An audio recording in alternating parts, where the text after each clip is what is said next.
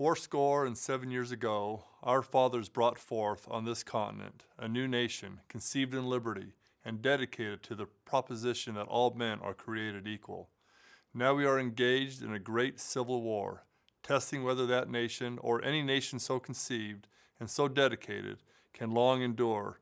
We are met on a great battlefield of that war.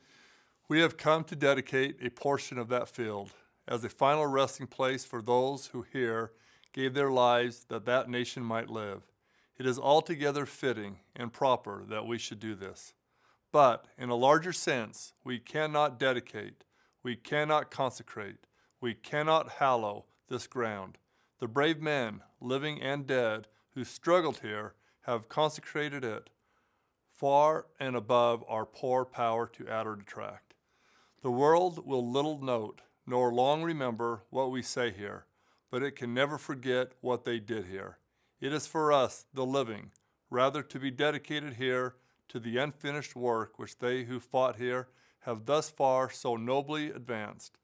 It is rather for us to be here, dedicated to the great task remaining before us, that from these honored dead we take increased devotion to that cause for which they gave the last full measure of devotion, that we here highly resolve that these dead shall not have died in vain, that this nation under God shall have a new birth of freedom, and that government of the people, by the people, and for the people shall not perish from the earth.